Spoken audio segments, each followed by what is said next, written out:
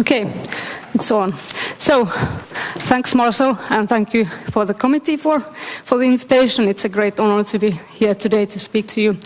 So, from the content of the meeting, of the speeches, I noticed that this is very much about indoor air, and I hope I will talk more about the buildings, the structures, and their significance. So I hope that will be of interest to you as well. So, well, my background is in the academia. I used to work for 10 years with microbes and DNA and molecular techniques, and then I moved to so-called more practical work. So I do condition investigations and project managing and consulting and teaching and etc. So, topic is molecular tools and microbial ecology of buildings, practitioner's view. So, in general, when we talk about the microbiology of the buildings, our goal in the academia as well as in the practical side is to understand the microbiological processes in building structures and into the indoor air, to indoor environment, to understand their potential health effects, among other things. Of course, we're also interested in their effect on the building structure, in other ways as well, but health is very, very important. So in practical work, this means more or less condition investigations and also indoor measurements, indoor investigations, but mostly this so-called condition investigations, where we define the condition of the building and then do risk assessment of the potential health risks associated with the condition. And after that, of course, our goal is to choose good remedial actions to improve the situation if there is a considerable problem. But of course, in renovating, the principle is always remove everything that you can, but it's not always possible. So we also need information to support actions on just controlling the emissions, and after also the renovation has been done, controlling the success of the remediation. And in addition to using the information of the microbiology in buildings in the renovation and investigations, we also need the information in new building design, in engineering design and architectural design. Building physics is one field that I'm very much involved nowadays, and it's highly important. So, molecular tools, what's that about? I will tell a bit about the toolbox that is available in the academic side and on the field side today. So, we are in molecular biology, we are targeting macromolecules in cells. That's DNA, proteins, and RNA, and so on. But mostly we're talking about DNA in the methods we are speaking with this field. So we target the DNA, the hereditary material in all organisms' cells, which contains information about the life form in question. So we target so-called barcode genes, which can be used for either detecting a specific organism or identifying various kinds of organisms, because those gene regions contain phylogenetic information of the organisms present there. So these methods, the key in this method is that they are independent of the cell viability. Traditionally, we've been cultivating the microbes from the environment, and that always selects for the viable and the fresh ones in the sample. But when we use DNA, we can see everything, so to say. Dead ones, like half-degraded ones even, but not just the viable ones. A lot in the academia concentrates nowadays on so-called microbial community sequencing. That means that we extract the whole DNA of, for example, dust sample or air filtrate sample, and then we screen all microbes in the sample by reading their DNA, this barcode. But there are also other methods that can be used, but sequencing, this whole community sequencing is very, very big thing today. So these methods have been developed like 30 years ago, so it's nothing really new. The first inventions were the DNA extraction and PCR, which is polymerase chain reaction, which is the very key method for amplifying DNA. These interesting genes from the material, they were invented in 80s and 90s. And in building studies, these methods have been used 20 years or so, from the 1995 onwards, and increasingly popular and widely used. One really significant event was the invention of this so-called next-generation sequencing methods, which are very, very, you call them also highly parallel methods, because you can produce lots of information, lots of data.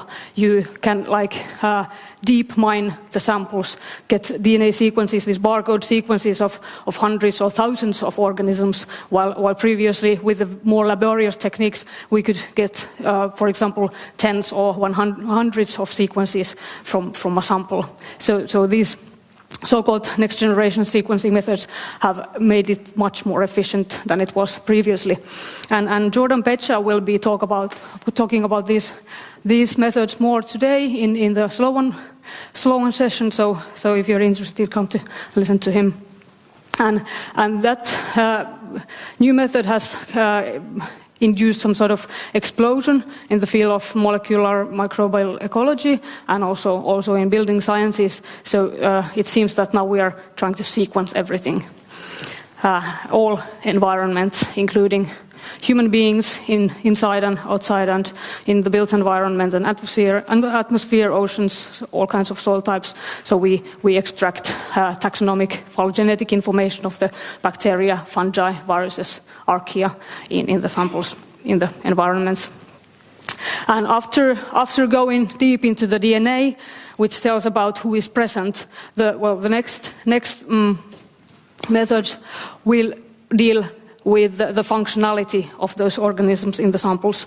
So we will dig into the RNA and the metabolome, the metabolic product, or all kinds of emissions and metabolic products that are produced by these microbial communities. So I will go through quickly about what has been found thus far using these new fancy methods. So in a couple of words, if we're talking about undamaged buildings with no moisture damages, we find so-called core species, a couple of tens of species, which are more or less present always, or not always, but in most samples that we take. But in addition to that, we see a huge diversity of rare species. For example, here we can see the general diversity. For bacteria, we take one sample, we see on average 50 species. Previously, when we did cultivation, it was a couple of species, and now we see like 10 times more diversity. And with fungi, it's a little bit less, but anyway, considerable diversity. And anyway, it goes so that the outdoor air is always more diverse when we compare with indoor air. And then we have these rare unknowns. If we look at the how it looks when you plot or put them in a chart, we see that we have had 55 samples here, and we have only a couple of so-called OTUs, which roughly correspond to a species. Only a couple of species occur in high number of samples, but then there are plenty of species that occur only in a couple of samples. So there is this vast diversity of rare species which always keep on coming. And then for fungi, we can say that the fungi in indoor air, the mold, the yeast, they come from outdoors in a normal situation. Adams and colleagues put it nice that sinks are sources, other surfaces are sinks. Sinks are wet environments, and these make a difference, but all dry surfaces are like sinks. These microorganisms deposit on the surfaces, and they don't do much like active stuff there. They just sit there and die away if it's dry. And so this is how it looks when you look at the diversity of fungi globally. You see that these samples have been arranged according to the latitude. Here is the northern parts and the southern hemisphere and the tropics. We see here are, if you can see the names, these are the most common species present in the samples. We see that they are present like globally, more or less globally. These certain types, but we have a difference in different geographic regions. But for bacteria, they come from us and the pets. Living beings, we shed millions of bacterial cells every hour into our environment, and we are able to, if we go to a sterile new building, it's a couple of hours and days, and then we have created our own like fingerprint or imprint of our personal microbiome into the space. It happens really quickly, and it depends on your personal gut microbiota and skin microbiota, and also your habits and tendencies, how you run in and out and have pets or cook food and so on. But bacteria come from people. And here we can see one example of that, how this is mattress dust samples and flora samples. And here we see the species that were human-derived, and this is the others. And this was in mattress dust. It was even more significant, the amount of human-derived bacterial species. And in undamaged buildings, wet surfaces, as I said, sinks are sources. We can see an enrichment of osmophilic and biofilm-forming bacteria and fungi, for example, in drains and sinks and shower curtains and like surfaces that are wet often. So these are the sites where microbes proliferate and really can produce something in normal building. Some other findings. These are not very surprising, since most of these findings have been made in 1880 something, like more than 100 years ago. But anyway, these findings have been lightly verified and verified with a little more additional information with the new methods and new studies. So we know that dust resuspension, this significantly contributes to the amount and types of airborne microbes. We also have noticed that when we have densely populated spaces, we see more bacteria that are coming from the people. And if you open the window, you bring outdoor air, which is like physically different from the indoor air. It's cooler usually, and the relative humidity is different, and it also dilutes the indoor communities of fungi and bacteria. And it's also obvious that when you have rooms that are close by, they contain more similar bacterial and fungal assemblages than the distantly located rooms. And what is interesting is that when you have an old house, old home, you've got more diversity, especially on the fungal side. So what is the use for me when I go and investigate a building and try to find what's causing indoor air problems there? So I wish that the scientists would give me tools for direct health-based exposure assessment, but unfortunately there are no such tools. We don't have anything specific that we could measure that would function as a good proof for a health risk at the moment. So we need a holistic approach to investigate or approach the health thing. But building diagnostics, that's what we are doing all the time, and also with molecular methods today. So we use so-called qPCR, quantitative PCR, which is a method different from the sequencing thing. So that's a method for targeting specific fungal or bacterial species or groups. We can nicely quantitate them very, very, very reliably. So that is one tool that we are using, and then we get information about unexceptional conditions, unexceptional microbial sources in the building. Essentially, there are mold damages and mold growth in the structures. There is this ERMI tool, and other alternatives need to be a little bit fixed locally if you want to start using them. They can be used for material samples to identify or verify microbial growth or damages there, or to sample air and verify unexceptional situation with the airborne microbes. When you deal with materials, there are some problems with old organic materials because they contain loads of microbial DNA by heart, because of their nature. They are usually organic insulation materials, and so. The advantages of the DNA methods are speed. The speed, because if you cultivate microbes, you need 2 weeks of incubation time, always 1 or 2 weeks. But the DNA methods, they take 1 or 2 days. So it's very quick, and it can be much more sensitive, and also like wider. You can target a wider assembly of microbes if you want, using those methods. But because we have to know what we are looking for, and when we are only targeting like maybe 20 species or 30 species, we have no idea what else is there. So this qPCR method is such that you can only find what you want and name what you are looking for. Also, if you want to widen the species coverage, if you want to see like many tens of species, it becomes very expensive and not good for practical situations then. And this other method, I talked about this community barcode sequencing, whole community sequencing. It produces too much useless information from our perspective, because we don't want to know about the human-born bacteria. We don't want to know about the rusts and mushroom spores that come from the outdoor air. We want to specifically detect the signs of abnormal microbial conditions in the buildings.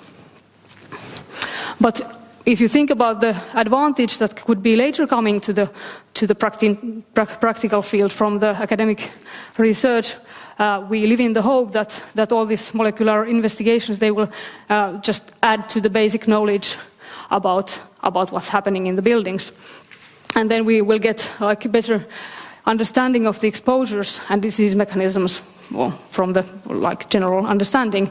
So if there is something that we haven't found yet, new taxa, new interesting taxa that are producing new metabolites, mycotoxins or volatiles or something, and then we can, if we detect something interesting, we can target to the specific metabolic genes or directly to the metabolites.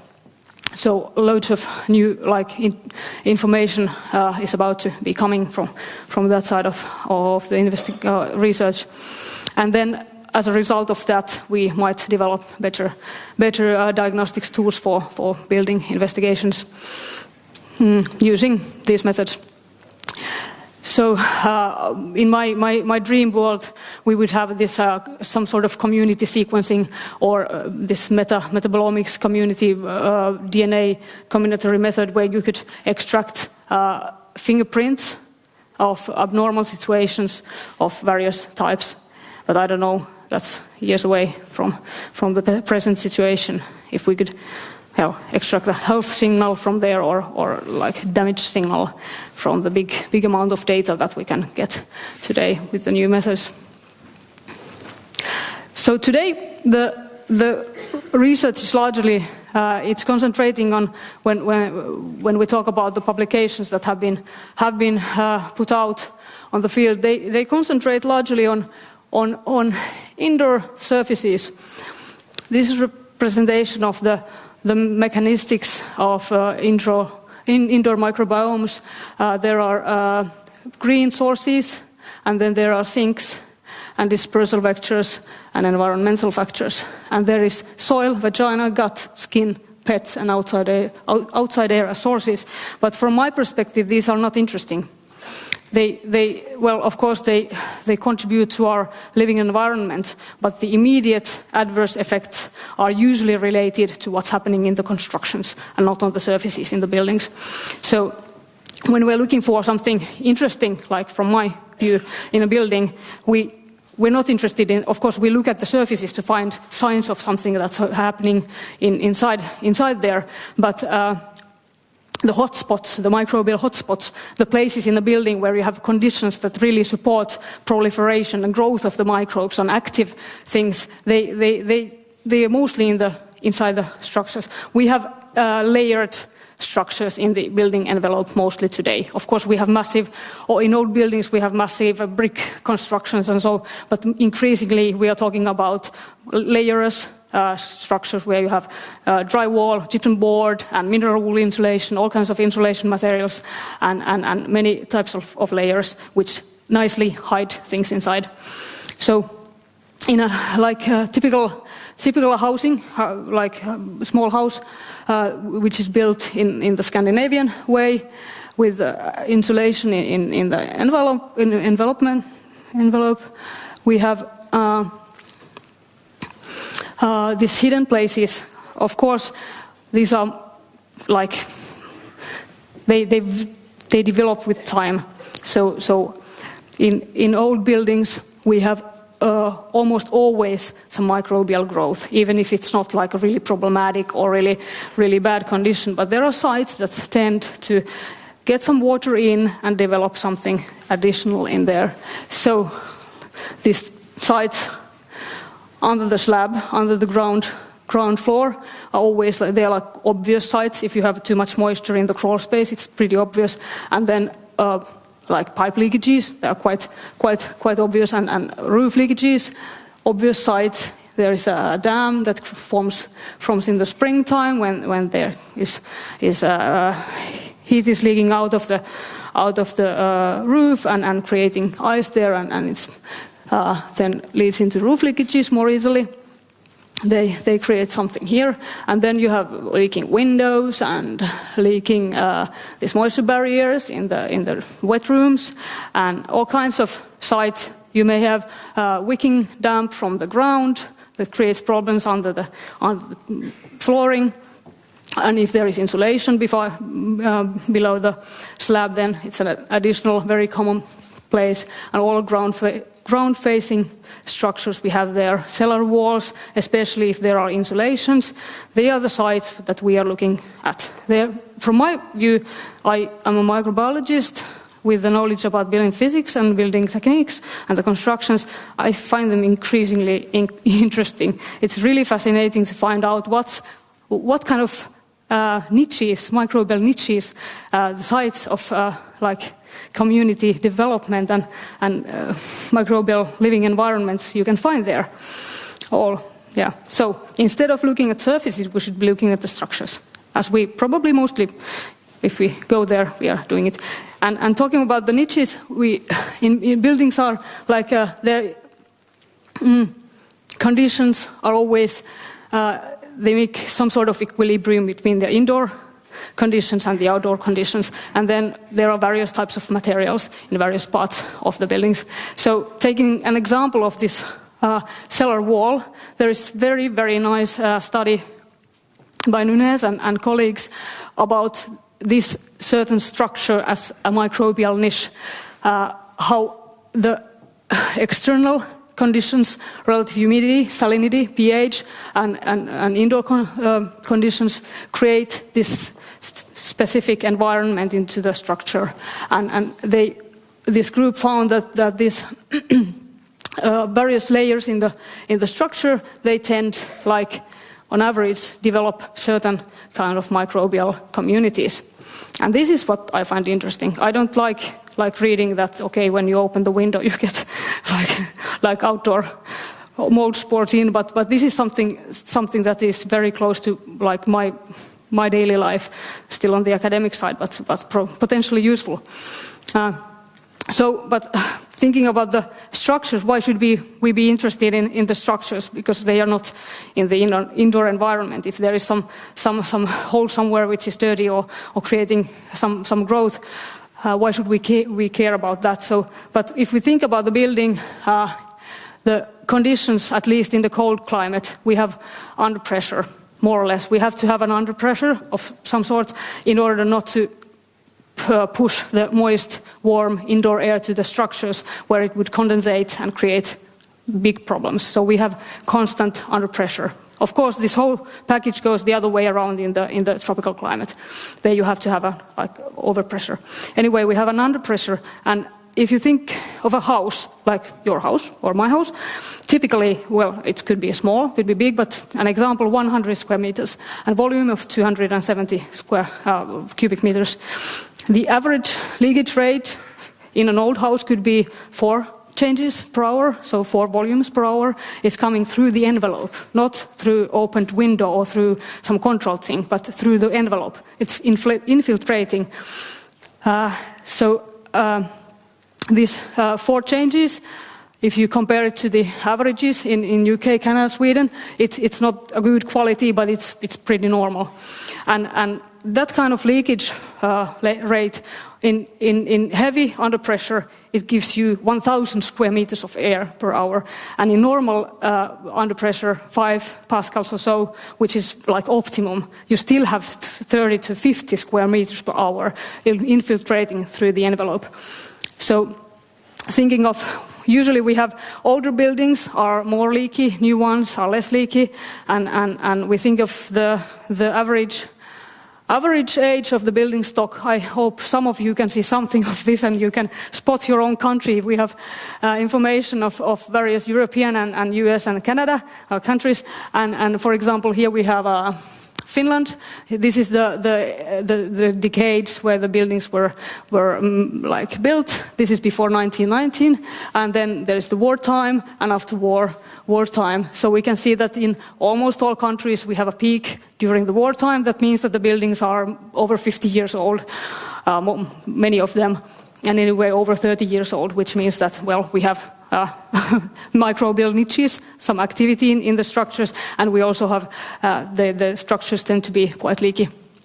Some examples, I don't know if you recognize, of course the structures vary from country to country, what the building practices have been.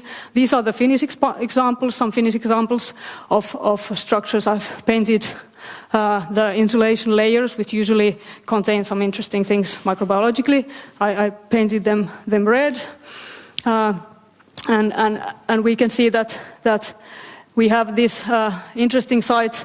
This is quite modern, this concrete sandwich element building's external wall, and then we have these ground-facing old structures and wartime, after-war structures where you can have various types of organic insulation materials. Nowadays it's mineral wool, more or less, or EPS. Like interesting sites. Well, several interesting sites to look into. Of course, these vary from country to country, but we in Finland we did not invent these structures. So, in addition to the structures, we also can have like obvious sites of or sources of microbial activity, all crawl spaces, underground slab going these channels for hot water pipes and all kinds of nasty sites that can harbor like vast microbial activity. And the pressure, it's not, I don't really remember if I read about the pressure differential in most of the papers that have been published concerning indoor microbiomes. But this is really important. We have buildings in Finland that are in bad condition and people are more or less happy. That might be, or often is due to the rather balanced ventilation. And we have buildings with minor problems where there are or minor structural problems with unhappy people because there is heavy underpressure. And in this figure we have an example measurement from a typical building where the HVAC system is mechanical in an exhaust, so balanced ventilation, which had been adjusted a month or so ago. It was supposed to be completely okay, but we see that it's constantly going below zero line. The green is balance, zero pressure, and it's not easy. In practice, it's not easy to keep the pressure balance in a building, even with the balanced or mechanical in and exhaust ventilation. Yeah, so I'm running out of time already. But anyway, we have nice examples already from the cultivation studies about the microbial diversity, the species that tend to occur in certain materials. For example, these correlations with the fungal mold genera and various types of building materials. So there's plenty of things we know already about these things. But there is still more to do. From my view, what we could do, you could do, is like deep characterization of these interesting microbial niches, these common problem sources. And in addition to the microbes, to the taxa, we should look into of course, the conditions that affect to the development and the activity of the microbes there, but also the outcome of the microbial activity, the emissions, the metabolic products that they are producing. And this is where this chemistry should combine with microbiology, and when choosing the site, what to investigate, the building physicists and building scientists should combine with microbiologists. And also a very interesting thing is aging old materials, which are not really looked into the present studies. So we always, if we go investigating the community structures or the development of microbial communities, we have a model in the lab, and it's usually a couple of months, not much more, that it's followed. And that's nothing compared to the natural environment. We are talking about decades in the real systems. So we should really consider that very, very long time scale and the technical lifespan that we are expecting from the building structures. They should work for 30, 50 years at least. I will skip something. There is a nice example of what has been found using molecular methods in specific environments. This is of very ancient mural paintings, so solid stone-based, brick-based structures, which look like this. So they were looked into by using cultivation. They looked what kind of bacteria you will find there. They found a bunch of specific bacteria that are growing in that kind of materials, but using DNA-based techniques, sequencing, the bacterial diversity looks like this. They're uncultured, unknown, unclassified, things that we have no clue about what they are doing there, what are they. And in addition to those, we have plenty of this diversity on top of that. And in addition to bacteria, which have been investigated and can be investigated using the traditional techniques, they found archaea, which are things that usually we find in extreme environments, but it seems that they are common also in normal environments, and we can find these using the DNA-based methods. Yeah. So one thing to take into account, in addition to looking into the structures instead of the air and the surfaces, is that we should combine with the chemistry. Yeah, as I said, chemistry and the building sciences. So in addition to what the microbes are doing there, we can also have like non-biotic action, degradation going on in the materials, and that those should be taken into account when you think of the health effects of what's happening in there. And also we may have fibrous, particulate, other non-organic impurities that are present all the time in these old degrading buildings with the microbial impurities. So to summarize, I put it so that from my view, dirty kids and kids with dogs, we know that they are healthy, but kids in moldy buildings are asthmatic. So this moldy building is one still. This is very like old-fashioned talk, but it's still very valid because it's one of the main factors making people sick in the buildings.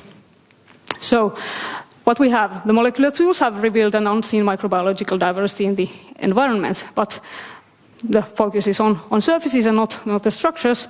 We have interesting niches in the structures, and they are very important contamination sources. So we don't really understand what's the entity still. And it's not just about the mold. So I want to know how can I avoid it when we design new buildings, and how can we fix the problems. So that's about it. Thank you.